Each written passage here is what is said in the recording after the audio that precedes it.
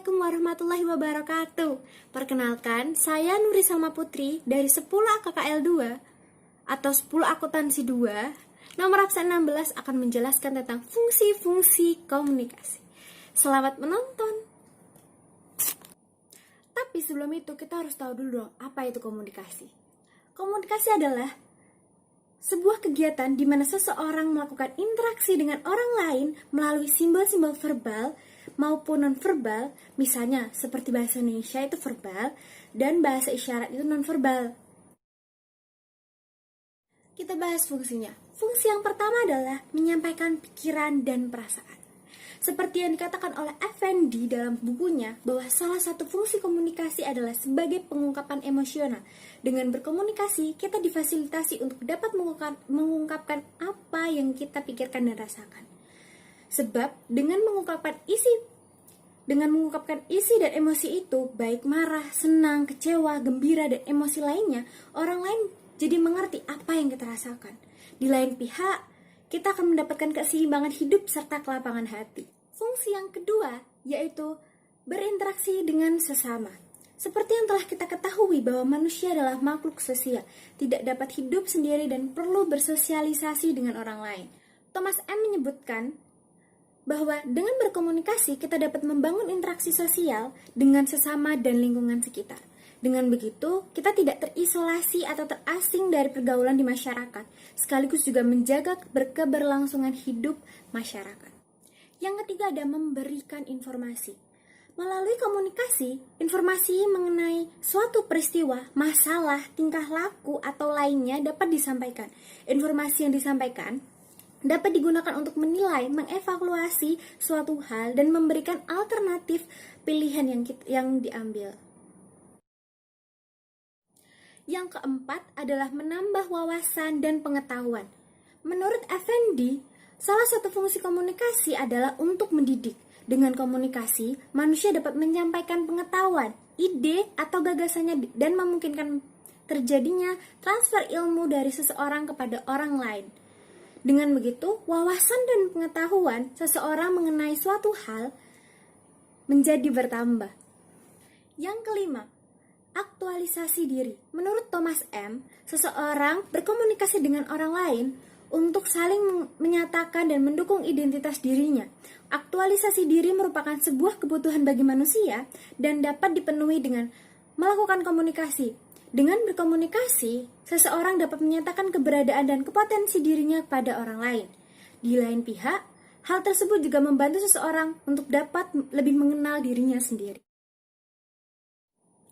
Yang keenam, ada hiburan. Dengan berkomunikasi, seseorang dapat menghibur orang lain serta mendapatkan penghiburan dari orang lain. Rudolf F. menyatakan bahwa manusia melakukan komunikasi untuk kesenangan. Effendi juga mengatakan bahwa salah satu fungsi komunikasi adalah untuk menghibur orang lain dan menyenangkan hati orang. Contohnya, komunikasi yang dilakukan pelaku stand-up komedi yang saat ini sedang tren. Yang ketujuh, ada mengurangi atau menghilangkan ketegangan.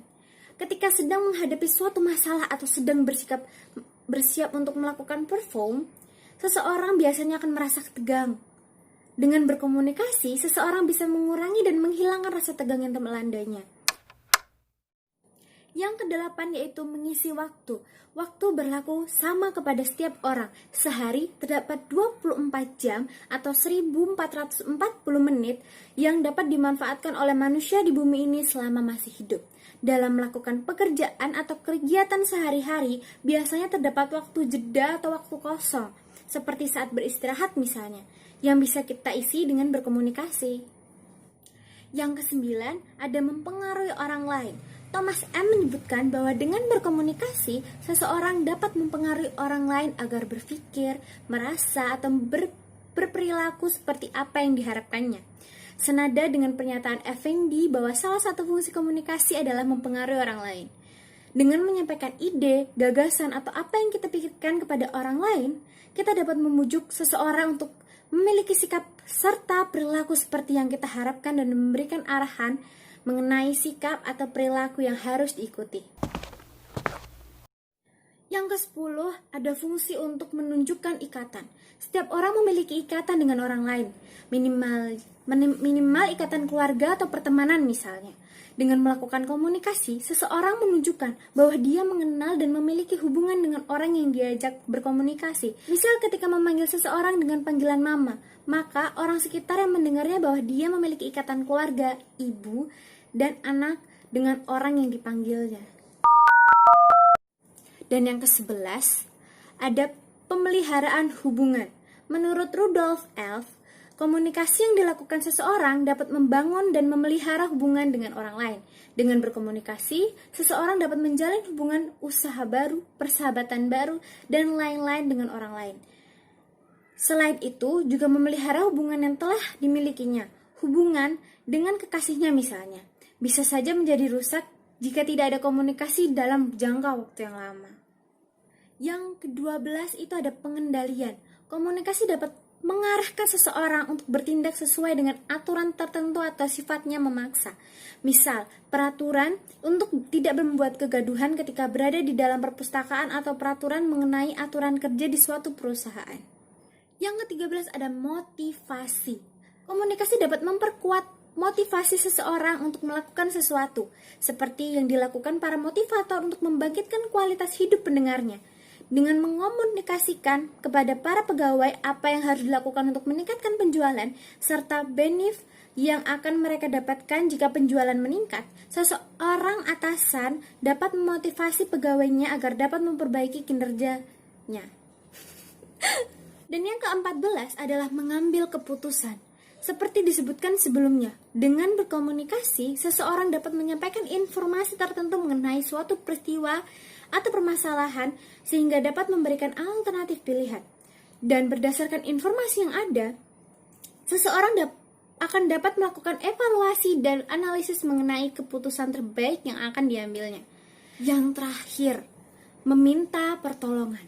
Orang tidak akan mengetahui jika kita membutuhkan pertolongan jika kita tidak mengatakannya. Kadangkala orang lain pun akan merasa segan untuk memberikan bantuan jika kita tidak memintanya.